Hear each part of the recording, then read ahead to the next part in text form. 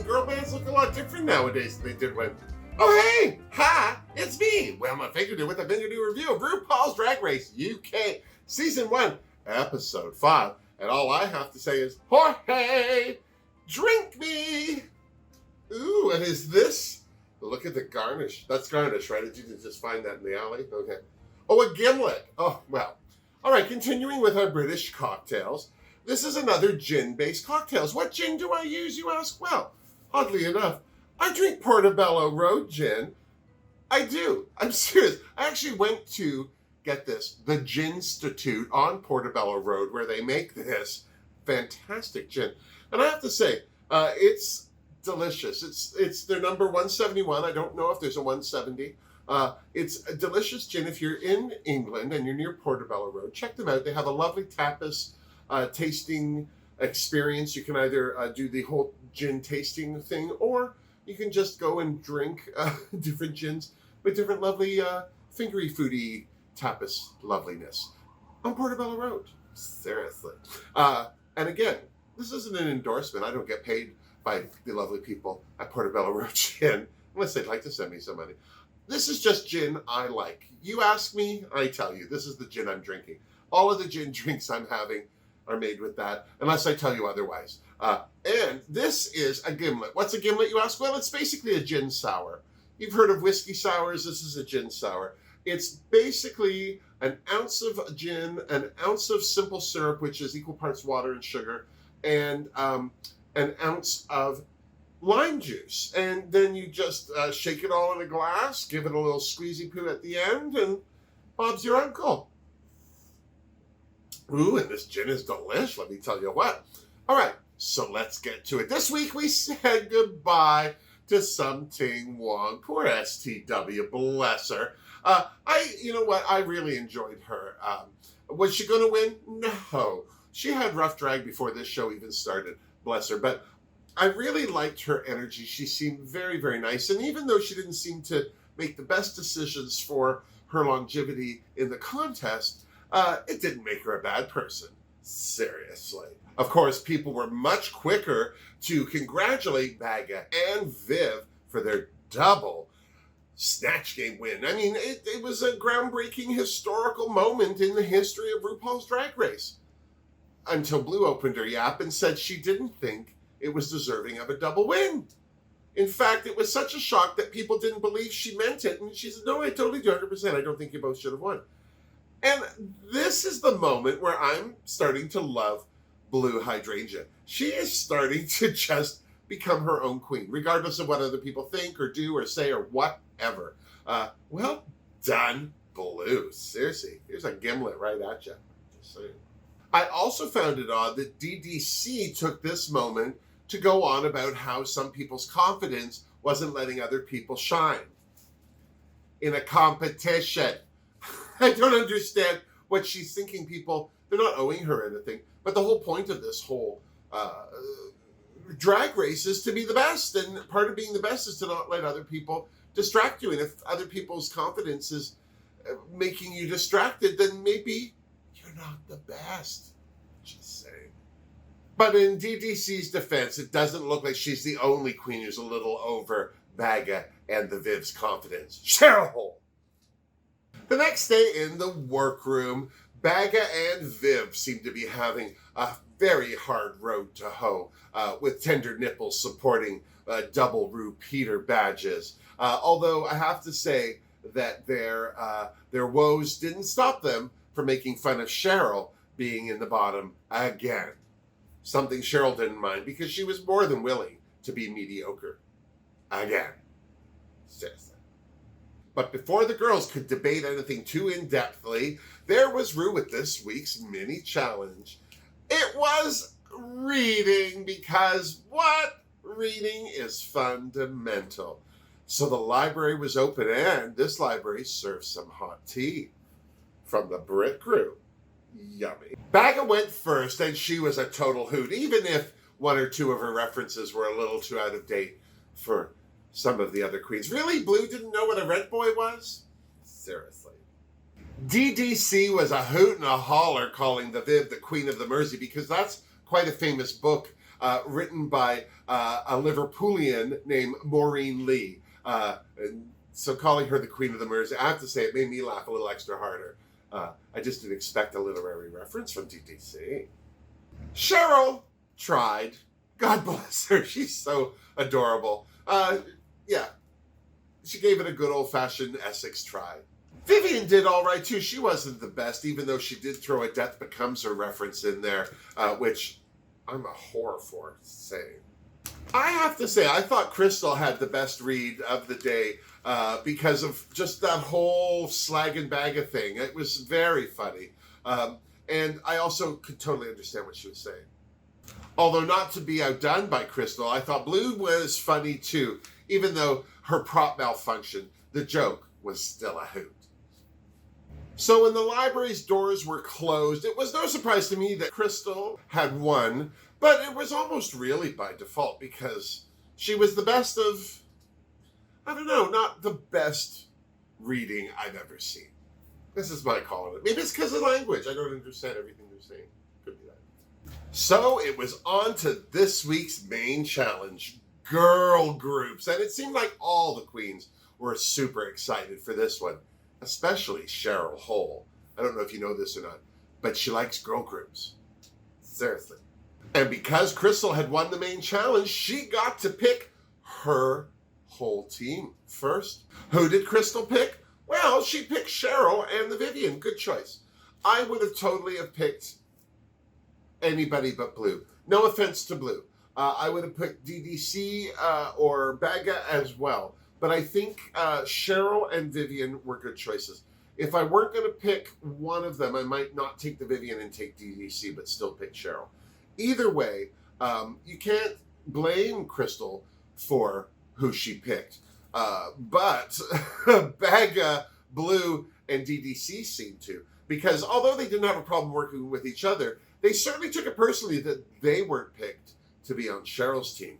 Now, once the girls found out that their whole girl group challenge was to write a lyric for a song and then record it and then perform it in a lip sync live, well, the girls got right to work right away. And I'm just going to say right out of the gate, although Bagga, DDC, and Blue were made to feel maybe like second choice, second pick, whatever, they were not worried about this competition. They were very, very happy with who they were as a group because they were all equal to each other. Sure, Blue was the wild card in the group because we all know that Bagga can sing. Well, at least I knew she could sing. And I mean, Davina's been telling everyone how great she is. Blue's the only one where we really haven't seen her do that much that's gag-worthy. But the one thing they had that Cheryl's team didn't have was two people outshining one person, which is the one thing they thought Crystal's team was going to do because Cheryl and Vivian are such big personalities and bigger performers than Crystal. So they got down to it. They started working. The Vivian's team, it's Crystal's team, but became the Vivian's team right away. They went through names. Crystal had actually written down quite a few very funny parody names, and they went with Filth Harmony. The others settled on the Frog Destroyers. The Frog Destroyers! Very funny name, and I was very excited for them. Now, this is also a moment where I realized that the Vivian was worried a little bit because she did that whole thing where they all did the Frog Destroyer, 1, 2, 3, Frog Destroyer, and then she did this whole thing where she said it and then looked to make sure somebody was watching. Clearly, somebody's worried about teaming up with two non-singers for a singing challenge. I'm assuming. I don't know. But singing wasn't the only skill that Filth Harmony had to bring with them to the recording studio, where they were met by Emanike, who's super adorable, by the way. No, the Filth Harmony also had to spell, much to the chagrin of the Vivian, who seemed to be incapable of spelling break to a rhythm. Now, in her defense, that just seemed to be hard for her. Everyone else had no problem with it. Poor Vic.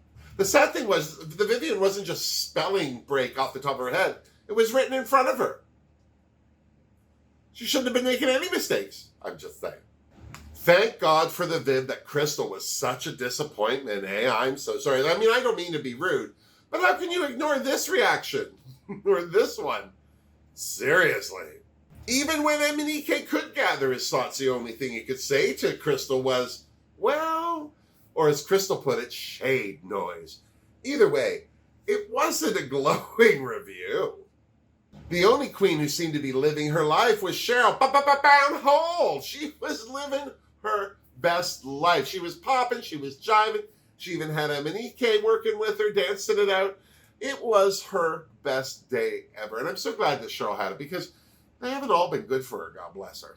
The Frock Destroyers, on the other hand, who, by the way, looked like they all came back from audition for Sunset Boulevard. Why are people trying to make turbans a thing? Stop it.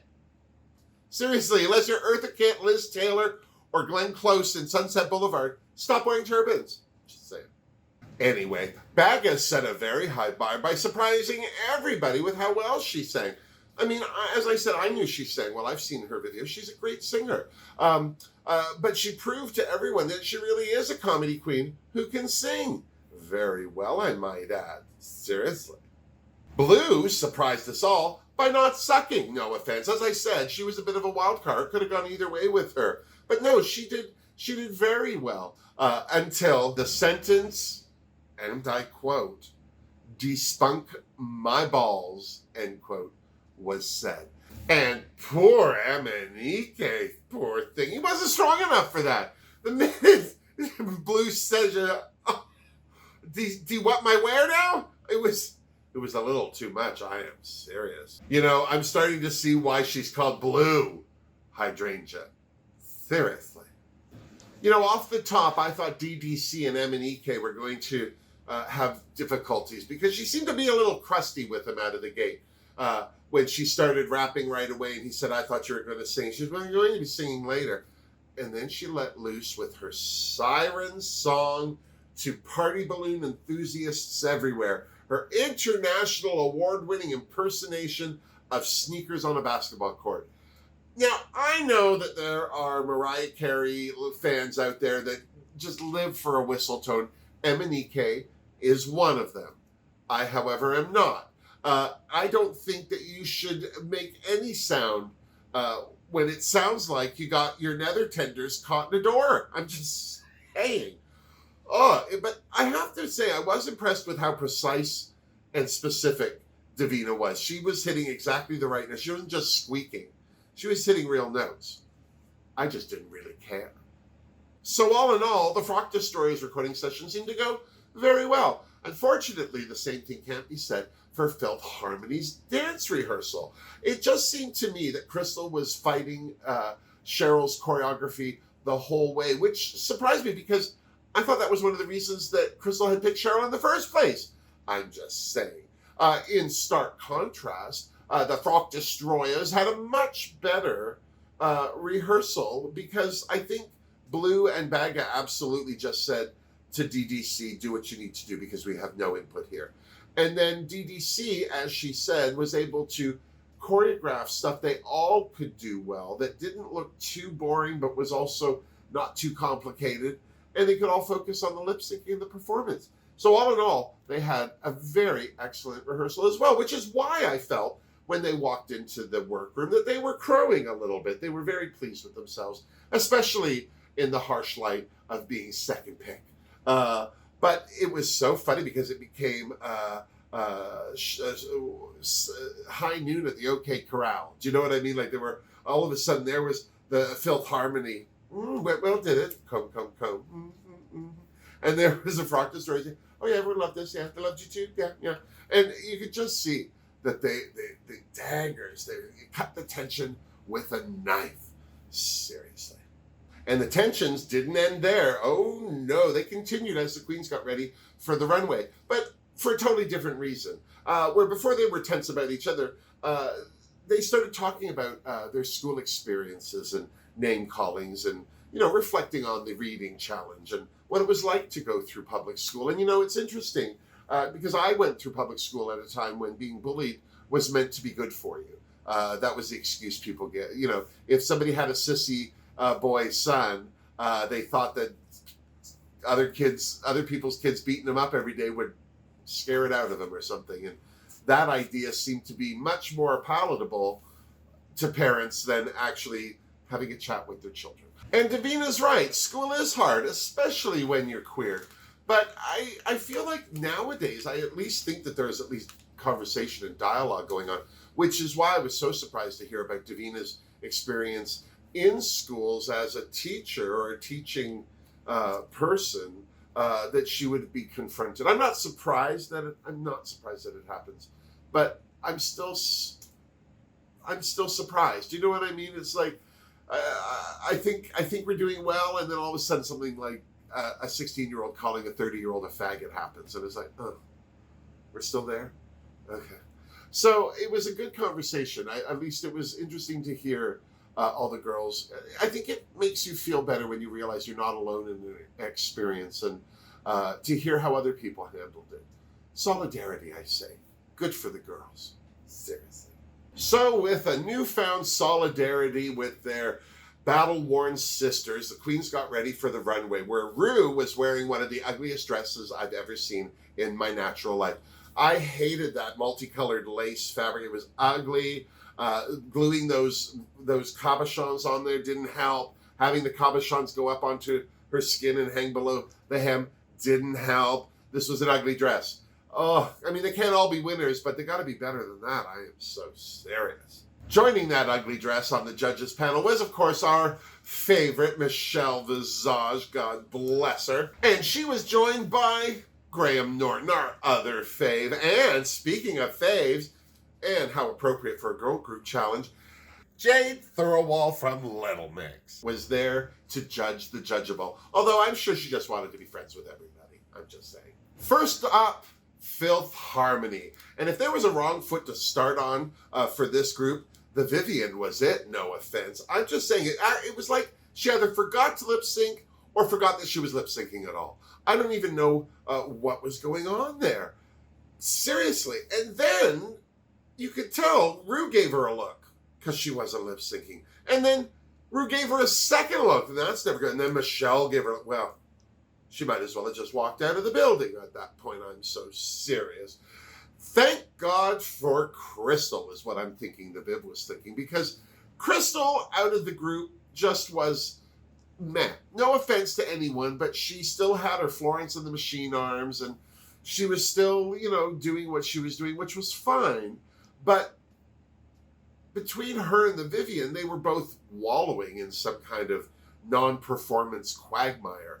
And that's because they were on a team with Cheryl. Cheryl rocked that challenge. She was having her best life, like in the recording studio. She was just giving her all on that runway, singing her little heart out. She was spectacular.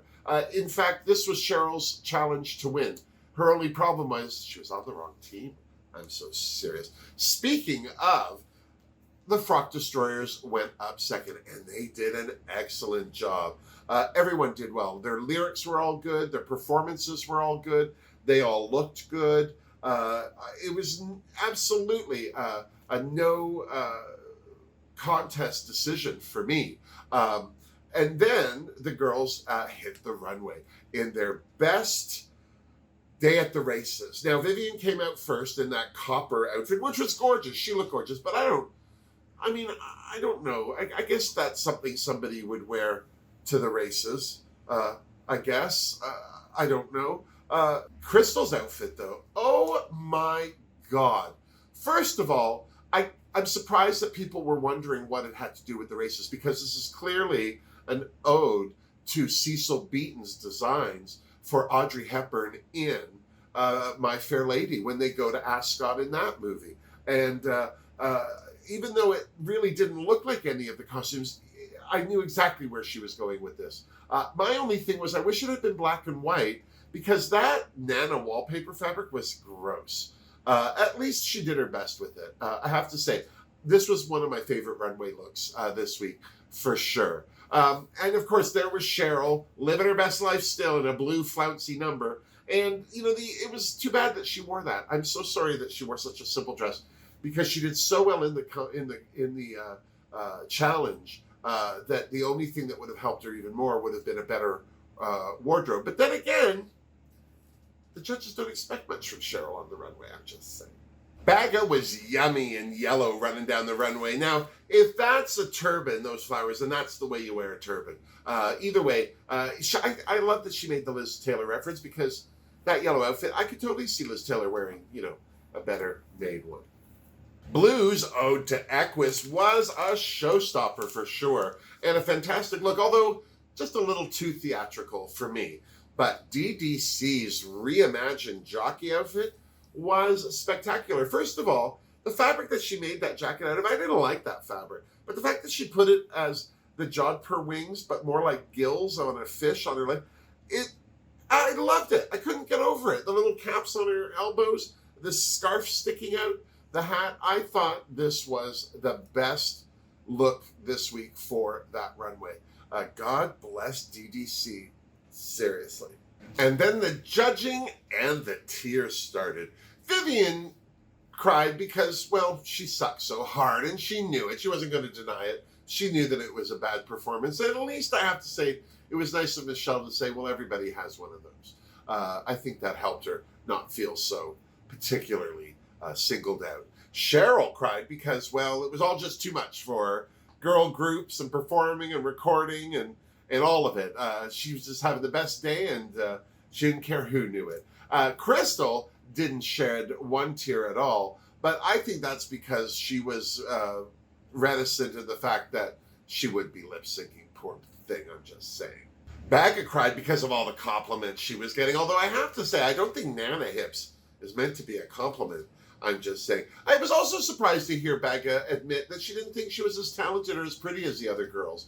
I mean, I can certainly understand people admiring other people's looks or what they can do, but I mean, Baga's been doing this for so long. She's got to have some confidence somewhere, or maybe this is just some false modesty. It's very Canadian of her, if you ask me. Back in the Untucked lounge, the tears continued to flow. Well, at least from the Vivian, who was completely convinced that she would be in the bottom, lip-syncing for her life, and was promising everyone that she was going to kill whoever she was lip-syncing against, so they better be prepared, which seemed to scare the heck out of Cheryl and Crystal, I'm just saying.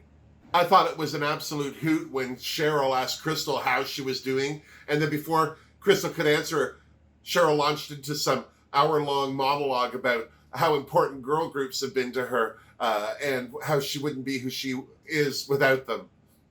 It's a way to be a friend, isn't it?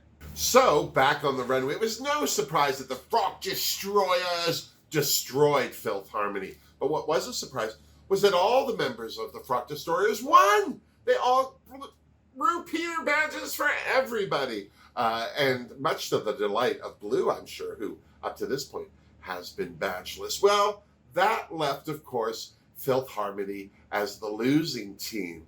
But thankfully, Cheryl was not in the bottom two. Even though she was on the losing team, she was the only one on that team who seemed to be doing anything right, and was easily said to be safe, which left the Viv against Crystal. God bless. Now, I just have to say, I didn't have a problem with this lip sync. I thought they both did all right. I'm glad Cheryl got that hat off her head because it was pulling. You could see it was stretching and pulling. But then the wig she had on under was too far back, and she fussed with it. The Vivian lost her shoe, and she used the other one near the end. All in all, it was not a bad lip sync, but definitely, I think it was clear that the Vivian was staying, and that it was Crystal's time to go home. God bless her.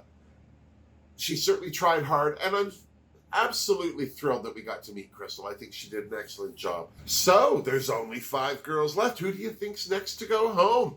You know, Cheryl's been circling that drain, not getting a badge, but then up until now, Blue didn't have a badge either, I'm just saying. We're just going to have to tune in next week to see how it all goes down. And then when you're done, you come on back and see me so you and I can compare notes. Now, don't forget to like my channel. Don't forget to subscribe. And don't forget to leave a message because, you know, I love a good chin wag. Until next week, miss me. Mwah!